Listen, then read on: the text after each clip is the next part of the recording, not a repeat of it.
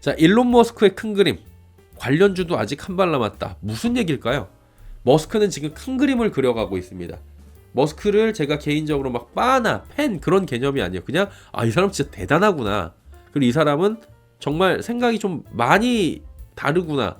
그럼 이 사람을 보면 돈이 되겠구나 라는 생각을 계속 하고 있는 거예요. 그리고 팔로잉을 하면서 다른 데서 안 나온 것들, 그 다음에 나올 만한 건 뭐가 있는지, 그리고 조금 세부적으로 볼 만한 게 뭐가 있는지를 체크를 해드리고 있는 겁니다. 머스크가 비백 라마스하고 함께 예산안을 거부할 것을 요구했고요. 트럼프도 이거 거부하라고 지금 얘기하고 있어요. 머스크의 입김이 이렇게 세다는 겁니다.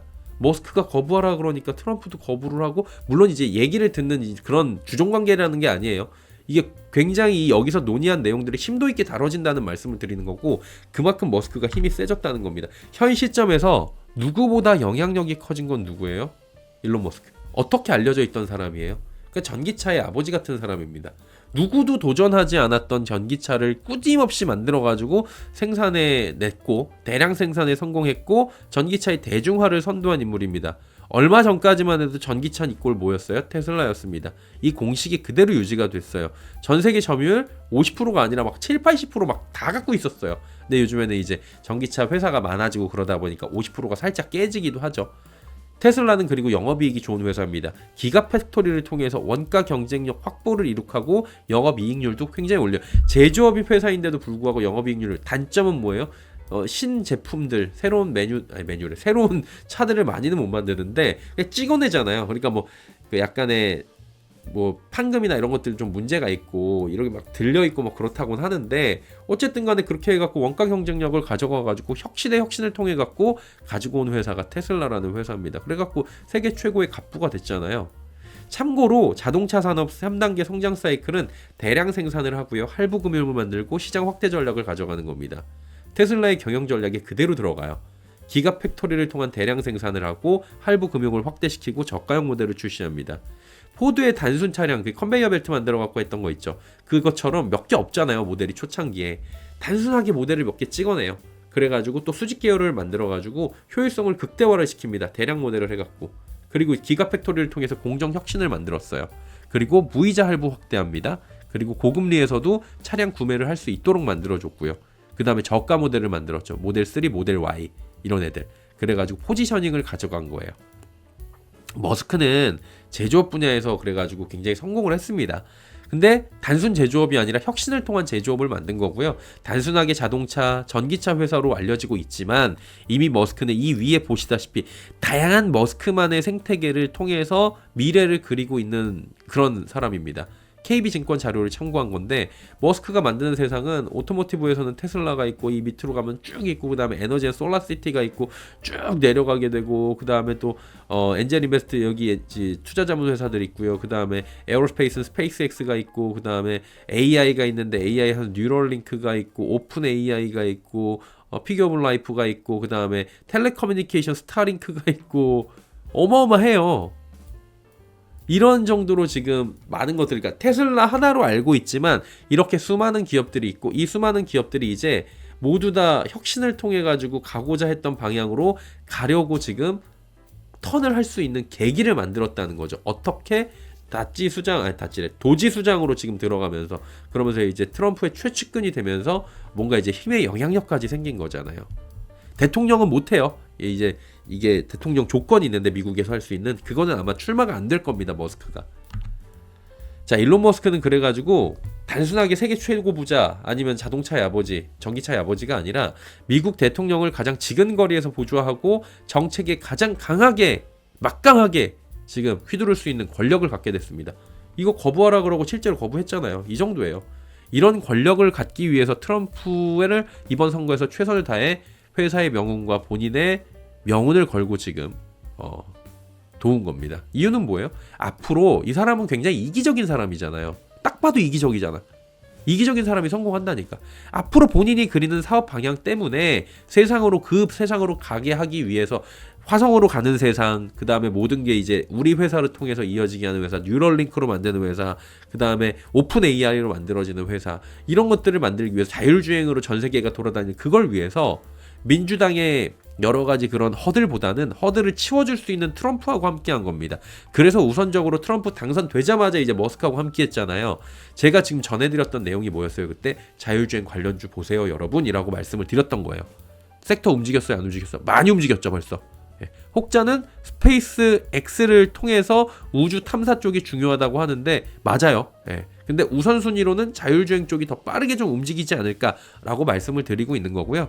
그래서 자율주행은 11월 이전에도 그리고 지금도 반드시 챙겨야 하는 섹터라고 말씀을 드리고 있는 거고, 자율주행 섹터는 조만간에 좀 세밀하게 진짜 제 채널에서 이거는 여기서 듣는 게 제일 좋아라고 할 정도로 좀 내년에 올해 연말부터 계획을 하고 있습니다. 지금 자료를 다 만들고 있어요. 과정에 있고요.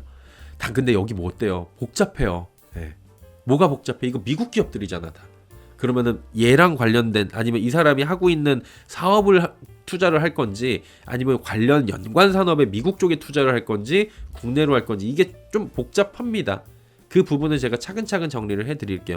그래서 오늘은 자율주행에서 챙겨야 할 것부터 조금 이제 정리를 할 건데, 자율주행의 전제 조건은 뭐냐면은 규제 완화하고 통신 인프라 구축입니다. 규제 완화는 왜 해요? 그 규제 완화를 해야지 달릴 수 있는 거잖아요. 그러니까 지금 트럼프하고 손을 잡은 거고요. 그 다음에 통신 서비스가 중요합니다. 왜 중요하냐면은 휴대전화를 통하는 것도 우리가 중요하지만 이건 안정성이 높아야 돼요. 왜냐면은 차량의 운행의 안전과 직결되고 그건 생명과 담보되기 때문에 이거는 정말 오차가 있으면 안 될 정도의 엄청난 통신 능력이 있어야 됩니다. 자율주행 서비스 하고 있는데 1초만 문제가 생겨요. 1초에 몇 미터 가요? 막 100m씩 가잖아요. 1초 잠들고 일어나면 막 이만큼 가 있잖아요. 그래서 사고를 막기 위해서라도 1초에 주행되는 거리도 있고 여러 가지 변수가 있기 때문에 굉장히 중요하다는 거죠. 그래서 완벽한 통신도 대전제로 우리가 봐야 되는 산업군으로 앞으로 발전할 사업군으로 들어갈 수 있다는 거고요. 기존 GPS 시스템으로는 역부족이라는 평가들이 나옵니다. 그래서 테슬라의 자율주행이나 자율주행이라는 것이 활성화되기 위해서는 규제 완화와 더불어서 고품질의 인프라 보급이 필요해서 인프라 섹터까지 우리가 함께 보자는 거예요. 대표적으로 뭐가 있어요? 스타링크 있잖아요. 여기 텔레커뮤니케이션. 이거는 이제 스타링크는 테슬라만 가능한 거죠. 스타링크뿐만 아니라 고품질 통신망과 관련된 산업들이 자율주행이 각광받으면 스타링크는 테슬라 거예요. 이거 머스크 거예요. 근데 이건 그래서 테슬라만 이용을 할 수 있겠지만 요거 말고도 이제 고품질 통신망과 관련된 부품 기업들이나 아니면 장비 기업들이나 여러 가지의 그 사업을 하고 있는 회사들이 각광을 받겠죠. 자연스럽게 좀 떠오를 수 있지 않을까라는 고민을 우리는 해볼 수가 있는 거죠. 그럼 이와 관련된 종목군을 추려보는 작업이 여러분께서는 필요할 거다라고 말씀을 드리는 거고요. 그래갖고 스타링크 관련주도 찾아보시면 됩니다. 또 스페이스 관련주, 스페이스X, 뭐 AT&T부터 해갖고 통신주들 많이 있잖아요. 전통적인 통신군들부터 해갖고 그런 부분부터 해갖고 체크를 하시면 돼요. 스페이스X 관련해서는 이미 움직임이 있었죠. 근데 지금 움직였다고 끝? 아니에요. 당연히 앞으로도 움직임이 나올 확률이 높습니다. 이와 관련해서는 우주 항공 관련주들이 움직일 확률이 당연히 생길 수 있고 챙겨주면 나쁠 게 없습니다. 국내 주식은 방산 항공 관련주들이 좀 정해져 있어요. 그렇기 때문에 이게 또 이제 우주항공하고 얼마나 또 협업이 되는지 그 부분은 좀 지켜봐야 되는 거지만 한화그룹 쪽에서는 우주항공 쪽에 투자를 좀 이어가고 있으니까 요거 체크를 좀 해보시면 어느 사업에 하고 있는지 그 부분만 보시면 될 것 같고요.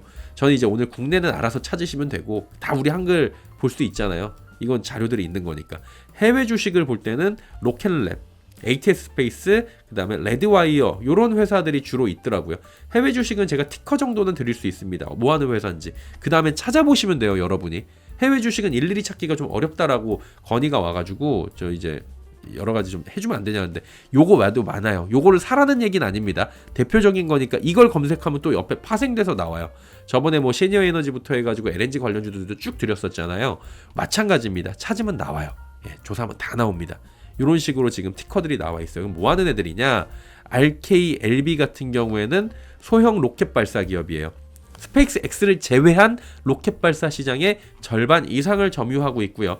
중형 로켓 시장 진출도 현재 준비 중인 기업으로 알려져 있는 게 RKLB다. RKLB가 티커고요. 찾으실 때는 그냥 이걸로 찾으면 돼요. 그 다음에 로켓랩이라는 회사입니다. ATS 스페이스, STS라는 회사입니다. 이건 특징으로는 통신사, 조금 전에 말씀드렸던 AT&T, 버라이즌 이런 회사하고 협력을 하고 있고요. 구글의 전략적 투자도 있는 걸로 지금 전해지고 있습니다. 그 다음에 레드와이어, RDW 이거는 로켓 관련 부품주예요. 다만 얘네들 커요, 작아요? 물론 미국 주식이니까 우리나라 애들보다는 좀 크게 움직일 수는 있겠지만 그렇게 크지 않아요. 미국 주식 시장 내에서는. 그래서 큰 종목들이 아니고요. 미국도 이거 테마성이기 때문에 주가 변동성에는 좀 유의를 하시면서 보시는 게 좋을 것 같고요. 미래에 우리 사회에서 이거 사용될 수밖에 없는 것들입니다. 그렇게 방향성을 가지고 나아가는 세상이 변화가는 그 방향에 대한 관심을 꾸준히 갖는 게 좋을 것 같고요. 투자의 방향성 역시 그렇게 세상이 흘러가는 방향 쪽으로 가져가는 게 좋은 것 같아요. 그래야지 수익이 거기서 나더라도 크게 나고 좀 안정적으로 갈 수 있지 않을까라고 생각이 들고요. 오늘 좀 개괄적으로 일단은 에어로스페이스 쪽이랑 텔레커뮤니케이션 쪽부터 정리를 해드렸고요. 여기서 파생되는 산업군이나 종목군들도 굉장히 많이 있습니다. 그래갖고 조금 체크하시면은 또 깊게 확인을 해보시면은 투자 방향성 가져가시기, 그리고 수익을 좀 크게 내실 수 있는 부분들도 분명히 이 안에서 존재를 한다고 저는 확신을 하고 있습니다. 그래서 이 부분을 꼭 한번 보시라고 말씀을 드리면서 조금 더 구체적으로 티커까지 해서 가지고 와봤습니다. 도움이 되시는 정보였으면 좋겠네요.